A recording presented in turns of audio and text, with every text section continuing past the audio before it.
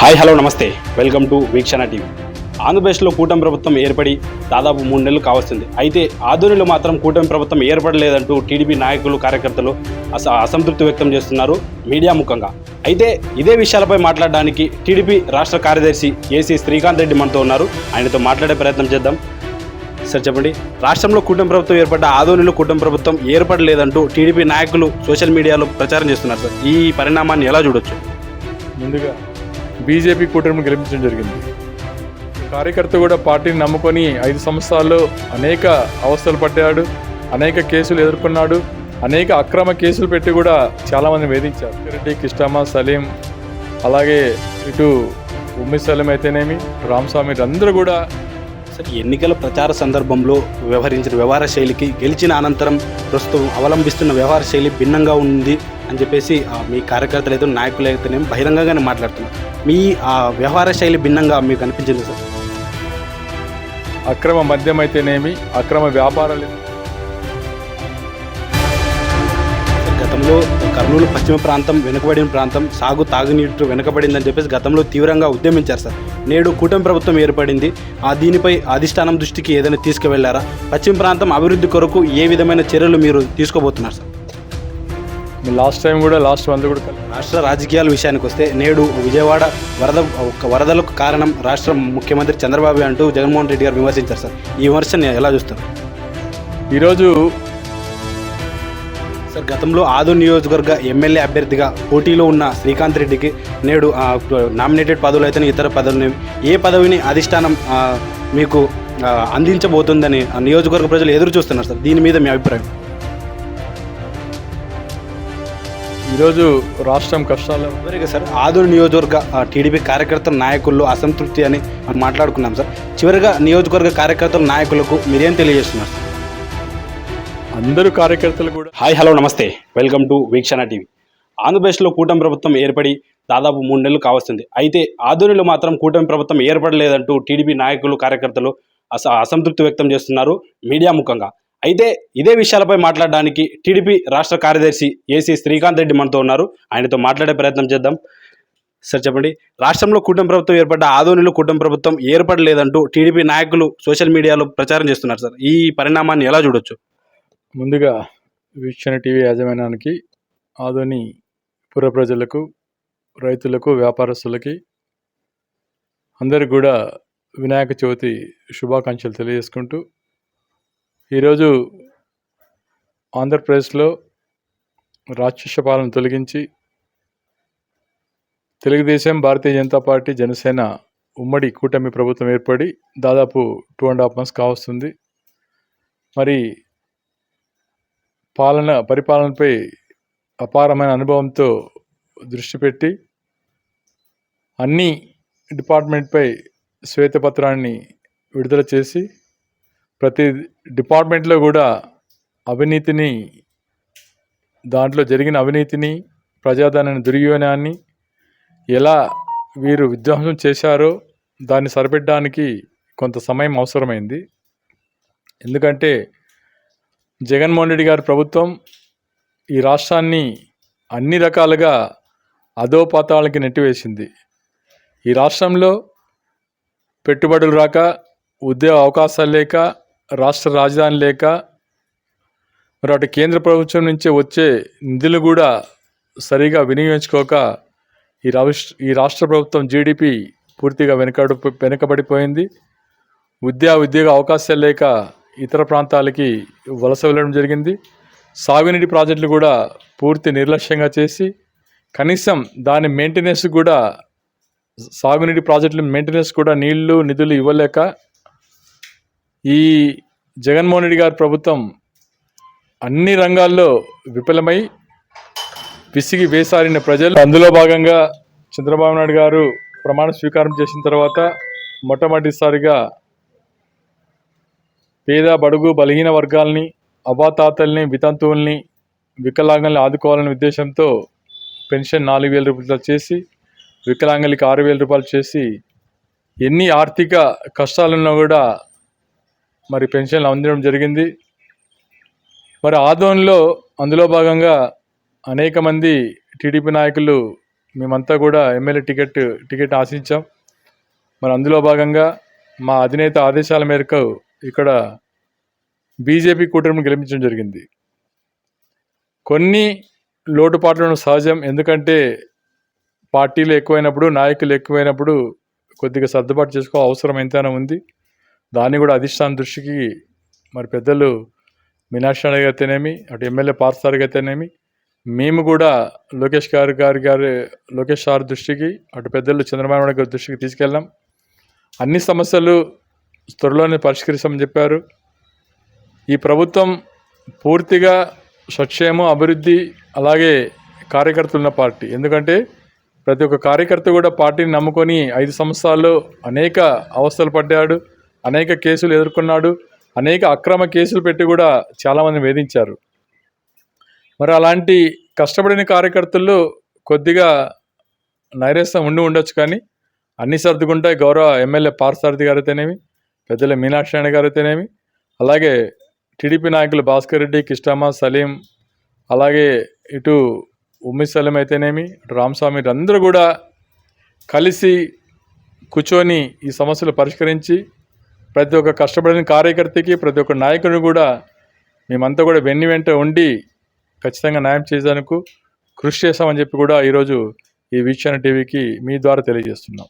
Sir, ఎన్నికల ప్రచార సందర్భంలో వ్యవహరించిన వ్యవహార శైలికి గెలిచిన అనంతరం ప్రస్తుతం అవలంబిస్తున్న వ్యవహార శైలి భిన్నంగా ఉంది అని చెప్పేసి మీ కార్యకర్తలు అయితే, నాయకులు అయితేనేమి బహిరంగంగానే మాట్లాడుతున్నారు. మీ వ్యవహార శైలి భిన్నంగా మీకు అనిపించిందా సార్? అలాగైతే నాకైతే కనిపించలేదు. ఎందుకంటే ఈరోజు ఎమ్మెల్యే గారి పార్థసారథి అయితేనేమి, చంద్రబాబు నాయుడు ఆదేశాల మేరకు ఎక్కడ కూడా అక్రమ మద్యం అయితేనేమి, అక్రమ వ్యాపారాలు అయితేనేమి ఉండకూడదని ఆదేశించారు. కాబట్టి ఆయన ఏం చెప్తే అది పాటించడం ఎమ్మెల్యేల ధర్మం, నాయకుల ధర్మం. ఎందుకంటే పార్టీ ఆదేశాన్ని మేమంతా వహిస్తాం. ఎక్కడ కూడా ఎవరికి అన్యాయం జరగకూడదు, రివెంజ్ పాలిటిక్స్ అని రివెంజ్ పాలిటిక్స్ ఉండకూడదు, ఎవరిపై కూడా కక్షపూరిత ద్వేషాలు పెంచుకోకుండా అందరినీ కలుపుకోవాల ఉద్దేశంతో ఆయన చేస్తున్నాడు. కాబట్టి మంచి పాలన, సుపరిపాలన చేస్తున్నాడు. కాబట్టి ఇవన్నీ కొద్దిగా సర్దుబాటు చేసుకొని కొద్దిగా సమయం పడుతుంది. కాబట్టి అన్నీ సర్దుకుంటాయి. ఎందుకంటే అందరూ కూడా చాలా సీనియర్ నాయకులు ఉన్నారు. ప్రతి ఒక్క కార్యకర్తకి, ప్రతి ఒక్క ఓటు వేసిన పౌరుడికి కూడా ఈరోజు మేము బాధ్యతగా ఉంటాం. ఖచ్చితంగా కలిసి పనిచేస్తాం, కలిసి నడుస్తాం. అటు రాష్ట్ర ప్రభుత్వం చంద్రబాబు నాయుడు గారి నాయకత్వంలో అయితేనేమి, జనసేన అధినేత పవన్ కళ్యాణ్ గారి నాయకత్వంలో అయితేనేమి, మా అందరికీ ఈరోజు మార్గదర్శి అయిన ప్రధానమంత్రి గారి మోడీ నాయకత్వంలో అయితేనేమి ఈ రాష్ట్రాన్ని అన్ని విధాలుగా అభివృద్ధి చేసేందుకు మేమంతా కూడా ముందుంటాం. సార్, గతంలో కర్నూలు పశ్చిమ ప్రాంతం వెనుకబడిన ప్రాంతం, తాగునీరు వెనుకబడిందని చెప్పేసి గతంలో తీవ్రంగా ఉద్యమించారు సార్. నేడు కూటమి ప్రభుత్వం ఏర్పడింది. దీనిపై అధిష్టానం దృష్టికి ఏదైనా తీసుకువెళ్లారా? పశ్చిమ ప్రాంతం అభివృద్ధి కొరకు ఏ విధమైన చర్యలు మీరు తీసుకోబోతున్నారు సార్? మేము లాస్ట్ మంత్ కూడా కలిసాం, లోకేష్ సార్ని కలిసాం, అలాగే ఎమ్మెల్యే పార్థసారథి, నేను, కృష్ణమ్మ అక్క కూడా కలిసాం. మా ప్రాంతం పూర్తిగా వెనుకబడింది, ఖచ్చితంగా మా ప్రాంతంలో ఉండే సాగునీటి ప్రాజెక్టు కంప్లీట్ అని చెప్పాం. దాంట్లో చెప్పిన విధంగా భాగంగానే మా ఎమ్మెల్యే పార్థసారథి గారు కూడా ఈ పెండింగ్ ప్రాజెక్టుల మీద ఆయన కూడా మాట్లాడడం జరిగింది.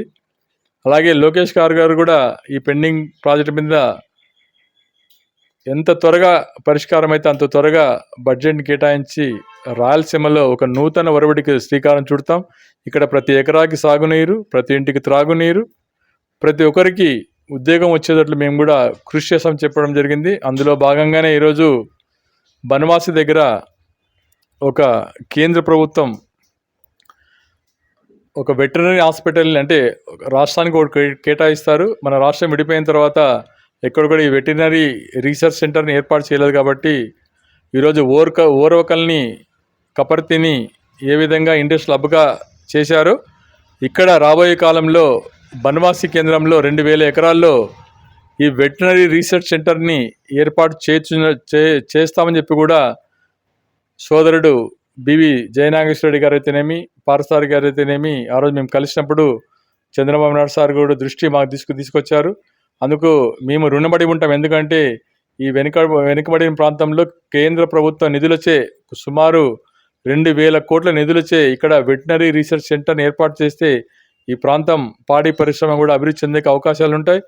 అలాగే చుట్టూ నది తీర ప్రాంతం ఉంది కాబట్టి పాడి పరిశ్రమ ఎంతో అభివృద్ధి చెందడానికి, అలాగే ఫిషరీస్ అభివృద్ధి చెందడానికి అవకాశాలు ఉంటాయి. కాబట్టి దీన్ని అంతా కూడా పరిశీలించడానికి త్వరలోనే ఒక టీంని ఏర్పాటు చేశామని చెప్పి కూడా గౌరవ ముఖ్యమంత్రి చంద్రబాబు నాయుడు గారు మాకు తెలియజేయడం జరిగింది. సార్, ఈ కూటమి ప్రభుత్వంలో వేదావతి ప్రాజెక్టు పనులు ముందుకు వెళ్ళే అవకాశం ఏమైనా ఉందా సార్? ఖచ్చితంగా. ఎందుకంటే మొన్న బడ్జెట్లోనే సుమారు 13,000 కోట్ల రూపాయలని ఈ పెండింగ్ ప్రాజెక్టుల కోసం సింహ భాగాన్ని కూడా కేటాయించడం జరిగింది. అందులో భాగంగా ఈ రాయలసీమ వాసే మా పయ్యావుల కేశవ్ గారు కూడా ఆర్థిక మంత్రి అయ్యారు కాబట్టి ఆయనకి ఈ ప్రాంతంలో ఉండే ప్రతి అణువు తెలుసు, ఎక్కడ నీటి లభ్యత ఉందో కూడా తెలుసు. కాబట్టి ఖచ్చితంగా ఆదోని వేదవతి అనేమి, అలాగే ఆర్డిఎస్ కెనాల్ అయితేనేమి, పులికెనం ఎత్తు పెంచడం అయితేనేమి, గుండ్రేవులు ప్రాజెక్ట్ అయితేనేమి, హంద్రినీవా వెడల్పు చేయడం అయితేనేమి, అలాగే కేసీ కెనాల్, అలాగే హెచ్ఎల్సి ఎల్ఎల్సి ఆధునీకరణ పనులు అయితేనేమి అన్నిటి కూడా పయ్యావుల కేశవ్ గారు కూడా దృష్టి పెడుతున్నారు. కాబట్టి దానికి పూర్తిగా సహకరిస్తామని చెప్పి కూడా ముఖ్యమంత్రి గారు కూడా చెప్పడం జరిగింది. సరే, ఇక రాష్ట్ర రాజకీయాల విషయానికి వస్తే నేడు విజయవాడ వరదలకు కారణం రాష్ట్ర ముఖ్యమంత్రి చంద్రబాబు అంటూ జగన్మోహన్ రెడ్డి గారు విమర్శించారు సార్. ఈ విమర్శను ఎలా చూస్తారు? ఈరోజు ఒక్కొక్కప్పుడు 2009 ప్రాంతంలో కూడా ఈ రాయలసీమ ప్రాంతంలో సుమారు 25 సెంటీమీటర్ల వర్షం కురిసి ఈరోజు ఈ రాయలసీమ ప్రాంతంలో కర్నూలు సింహభాగం కూడా మునిగిపోవడం జరిగింది. ఇలాంటి విపత్తులు వచ్చినప్పుడు రాజకీయంగా ప్రతిపక్షం సహకరించకపోయి దీన్ని కూడా శవాల మీద పీనాలు ఏరుకునేలాగా జగన్మోహన్ రెడ్డి గారు రాజకీయం చేస్తారని చాలా సిగ్గుచేటు. ఎందుకంటే 75 సంవత్సరాలున్న ముఖ్యమంత్రి పడవలలో ప్రయాణిస్తూ ప్రతి ఒక్కరికి మనోధైర్యాన్ని కల్పిస్తూ ప్రతి ఒక్కరిని వరద బాధితులను ఆదుకునే విధంగా వారికి ఆహారం అయితేనేమి, ఆహార వస్తువులు అయితేనేమి అందరినీ ముందుండి ఇప్పించేదానికి ఏర్పాట్లు చేస్తున్నాడు. అలాగే ఆయనతో పాటు ప్రభుత్వ సిబ్బంది అయితేనేమి, అక్కడ ఉన్నత మంత్రులు అయితేనేమి, ఉన్నత అధికారులు అయితేనేమి అందరినీ కూడా కోఆర్డినేట్ చేసుకొని ఈ వచ్చిన విపత్తుని ఏ విధంగా అయినా కూడా గట్టెక్కించాలని ఒక అకుంఠిత దీక్షతో ఈరోజు చంద్రబాబు నాయుడుకి పనిచేస్తున్నారు. దానికి అందా కూడా మనం సహకరించే అవసరం ఎంతైనా ఉంది. ఎందుకంటే జగన్మోహన్ రెడ్డి గారు కేవలం చుట్టపు రీతిలాగా వచ్చి ఒకరోజు అలా నడుచుకుంటూ పోయి మేము అన్ని రకాలుగా సాయం చేస్తామంటే కుదరదండి. మీరు కూడా సహకరించిన ప్రభుత్వాన్ని సహకరించండి. ఎక్కడైనా లోపాలుంటే సరిదిద్దుకుంటా. మీరు కూడా మీ పార్టీ కార్యకర్తలకి ఈ వరద బాధితులకి సాయం చేయడానికి మీరు కూడా ముందుండాలి. కానీ ఇలాంటి రాజకీయం చేయకుండా విమర్శించడం పద్ధతి కాదని చెప్పి కూడా ఈరోజు జగన్మోహన్ రెడ్డి గారు చెప్తున్నారు. ఎందుకంటే ఆల్రెడీ మీకు ప్రజలు బుద్ధి చెప్పారు. ఎందుకంటే చంద్రబాబు నాయుడికి ఊదు తుఫాన్ని వైజాగ్లో దగ్గరుండి బస్సులో ఉండి దాన్ని పరిష్కరించిన ఘనత ఆయనది. మరి అందులో భాగంగా ఈరోజు కూడా అక్కడే ఉండి ఒక స్కూల్లో ఉండి డే అండ్ నైట్ కూడా అధికారులతో సమీక్షించి ప్రతి ఒక్కరికి న్యాయం జరిగే విధంగా, తొందరగా కోలుకునే విధంగా, ప్రతి ఒక్క రైతుకి, నష్టపోయిన రైతుకి ఆదుకునే విధంగా ఈరోజు ప్రయత్నిస్తాను. కాబట్టి అటు కేంద్ర ప్రభుత్వం, ఇటు రాష్ట్ర ప్రభుత్వం అన్ని విధాలుగా ఈ వరద బాధితుల్ని ఆదుకునేందుకు మేము ముందుంటామని చెప్పి కూడా, అలాగే మా వంతుగా మేము కూడా అన్ని రకాలుగా మా తెలుగుదేశం కార్యకర్తలైతే నాయకులైతే కూడా ఈ వరద బాధితుల్లో పర్యటించి అందరికీ చేదోడు వాదుడుగా ఉంటూ మనోధైర్యాన్ని నించుతున్నాం. ఎందుకంటే ఈ విపత్తులో 15 మంది ప్రాణాలు కూడా కోల్పోయారు. కాబట్టి వారంతా కూడా మా తీవ్ర సంతాపాన్ని తెలియజేస్తున్నాం. ఇలాంటి విపత్తులు వచ్చినప్పుడు ప్రతిపక్షాలు, ప్రజలు, అధికారులు అందరూ కలిసి సమన్వయంతో ప్రజలకు మనోధైర్యాన్ని నించవలసిన అవసరం ఎంతైనా ఉంది. సార్, గతంలో ఆదూరు నియోజకవర్గ ఎమ్మెల్యే అభ్యర్థిగా పోటీలో ఉన్న శ్రీకాంత్ రెడ్డికి నేడు నామినేటెడ్ పదవులు అయితే ఇతర పదవులు ఏ పదవిని అధిష్టానం మీకు అందించబోతుందని నియోజకవర్గ ప్రజలు ఎదురు చూస్తున్నారు సార్. దీని మీద మీ అభిప్రాయం? ఈరోజు రాష్ట్రం కష్టాల్లో ఉంది. ఫస్ట్ ఈ పరిపాలన విధానాన్ని చక్కబెట్టి, అలాగే ఈ వరద వచ్చిన నష్టాన్ని ఫస్ట్ సరిచేసిన తర్వాత ప్రతి ఒక్క కష్టపడే నాయకునికి, కార్యకర్తకి గుర్తించి ఎవరికి ఏం చేయాలో మా అధినాయకునికి తెలుసు. మేము పార్టీ 10 వచ్చినా 10 లేకపోయినా చంద్రబాబు నాయుడు ఆదేశాల ప్రకారం పార్టీ కోసం కష్టపడి పనిచేస్తాం. ఇక ముందు కూడా పనిచేస్తాం. ఎందుకంటే పార్టీలో ఎవరి సేవలను ఎలా వినియోగించుకోవాలో మా అధిష్టానికి బాగా తెలుసు. ఇటు మీనాక్షి గారి ఆధ్వర్యంలో అయితేనేమి, ఇటు పార్సార్ గారి ఆధ్వర్యంలో అయితేనేమి, ఎవరైతే కష్టపడి ఉంటారో, ఇక్కడ ఎవరైతే కూటమి అభ్యర్థి గెలిపించారో అందరికీ వాళ్ళకి తెలుసు. కాబట్టి ప్రతి ఒక్క కార్యకర్తకి, ప్రతి ఒక్క నాయకునికి న్యాయం చేసే విధంగా పార్టీ అధిష్టానం ఎవరి బాధ్యతలు ఎలా నిర్వర్తించాలో చూసుకుంటుంది. కాబట్టి ఎందుకంటే ఈరోజు మేము కష్టపడినాం కాబట్టి పార్టీలో ఈరోజు మాకు పార్టీ రాష్ట్ర కార్యదర్శిని ఇవ్వడం కాకుండా నందికొట్కూరు అబ్జర్వర్గా అయితేనేమి, ఫస్ట్ టైం ఓటర్ చైర్మన్ అయితే ఇట్లా అనేక పదవులు కట్టుబెట్టింది. ఈరోజు మీ పార్టీలో ఈరోజు ప్రముఖంగా ఈరోజు రాష్ట్రంలోనే ఈరోజు మేము పనిచేస్తున్నామంటే దానికి నిజంగా ఈరోజు మాకు తెలుగుదేశం పార్టీ ఇచ్చిన గుర్తింపు అంతా ఇంత కాదు. ఎందుకంటే ఈరోజు నేరుగా మా అధినేతను మేము కలుసుకునే స్థాయి మాకు కల్పించారంటే నిజంగా మాకు గర్వకారణం. ఎందుకంటే గత ప్రభుత్వం జగన్మోహన్ రెడ్డి ప్రభుత్వంలో ఎమ్మెల్యే కలుసుకోవడానికే వాళ్ళకి దిక్కు లేదు. ఈరోజు మాలాంటి చిన్న నాయకులతో కూడా మా నాయకుడు కలుస్తానంటే నిజంగా మాకు అంతా కూడా గర్వకారణం. సార్ చివరిగా సార్, ఆదూరు నియోజకవర్గ టీడీపీ కార్యకర్తల నాయకుల్లో అసంతృప్తి అని మనం కిందట్లో మాట్లాడుకున్నాం సార్. చివరిగా నియోజకవర్గ కార్యకర్తల నాయకులకు మీరేం తెలియజేస్తున్నారు సార్? అందరూ కార్యకర్తలు కూడా, మా కార్యకర్తలు ఎవరు కూడా బహిర్గతం ఒకరో ఇద్దరు ఉండొచ్చు, కానీ అందరూ కూడా సమానమే పాటిస్తారు. ఎవరు, ఎందుకంటే ప్రతి ఒక్కరు కూడా వారి వారి పదవుల్లో వారి వారి వృత్తిరీత్యా అందరూ బిజీగా ఉన్నారు, పార్టీ కోసం కష్టపడినారు. కొన్ని ఉంటాయి, ఎదురు చూసాను, కొన్ని ఉంటాయి, కానీ అవన్నీ కూడా సర్దుకుంటాయి. ఎందుకంటే ఎవరు కూడా ఈ అక్రమ వాటిని ఎవరు కూడా ప్రోత్సహించారు. కాబట్టి అందరూ కూడా ఈరోజు మా కార్యకర్తలు హ్యాపీగా ఉన్నారు. ఎందుకంటే మా ఆశయం తెలుగుదేశం ప్రభుత్వం ఏర్పడడం, మా ఆశయం ఈ రాష్ట్రం అభివృద్ధి, మా ఆశయం ఈ రాష్ట్రంలో మంచి ఆర్థిక రాజధాని నిర్మించుకోవడం, మా ఆశయం ఇక్కడ సాగునీటి ప్రాజెక్టులు నిర్మించుకోవడం.